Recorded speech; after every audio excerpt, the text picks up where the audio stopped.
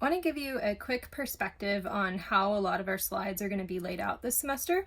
So you might have noticed already that we've had sometimes terms over here on the side on the left margin. Something we're going to see on our future slides is often we'll have it broken up into this grid of 4, especially when we're doing math problems. And that grid is going to help us put side by side some different ways to think and organize and read our questions, and yet see how they're all kind of related. As you look at this grid of 4, you'll notice that there are sections A and B, and then C, and there's a hidden D here. So A and B are usually going to be what I call skill building, or an introduction to how to do that type of problem. And then for a bigger challenge, you'll see harder problems down here at the bottom. It's really good to make sure you can do it in a simple way before you jump to doing it in a harder way. And if you are doing it here, you might be able to go back and help someone who's still trying to figure out their initial skills. Just keep that in mind. Easier problems will always be at the top, and then the more challenging ones will be at the bottom. As you're working these, this is how you want to evaluate yourself throughout the semester. I actually got this from my kids' classes at school, and I thought it was a really good way to articulate how you want to learn and where you want to end up. So the Marzano levels of learning, this is where we start out. I'm just starting to learn this. I don't understand it yet. Okay, that would be skill building here. You're progressing. I'm beginning to understand it, but I still need some help in practice. Okay, maybe you've done everything on the page even. Don't stop there. Keep going. Step 3, I understand this and I can do it on my own. So if I give you this blank sheet, no one in the room, you're on a quiz or test, you can do all of this on your own. And then this is where you really want to push yourself to get to this excellent level. I understand this and I can apply it in new ways or teach it to someone else. So if I get a total new curveball problem or someone is confused, I can explain it to someone else. And this is where we really need to keep coming together as a group, whether it's in the class or online or in a study group.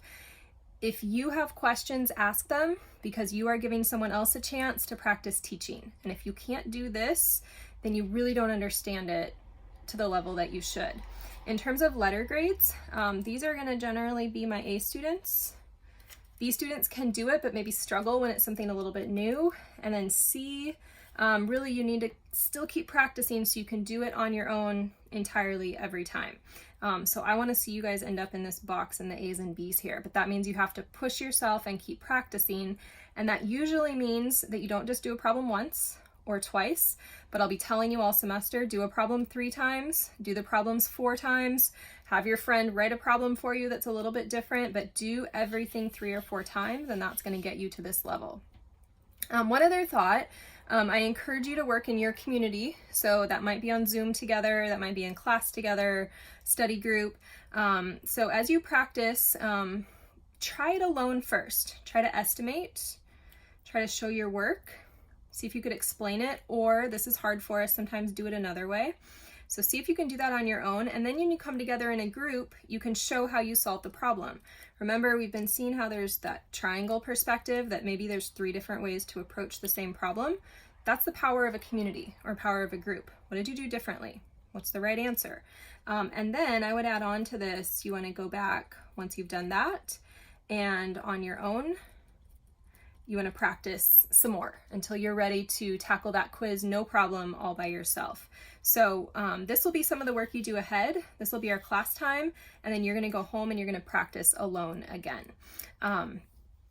And then one final thing as we solve these math problems, generally this is the pattern that I'm always going to follow.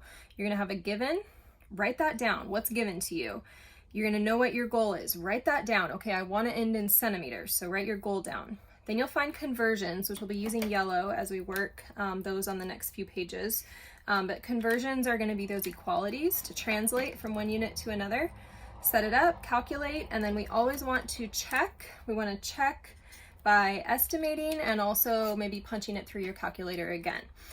So these are just some things to keep coming back to. Push yourself till you can do it alone and even explain it. Be methodical in your problems. Build up from easy to hard. Go back and forth between alone and the community, and you are going to do awesome.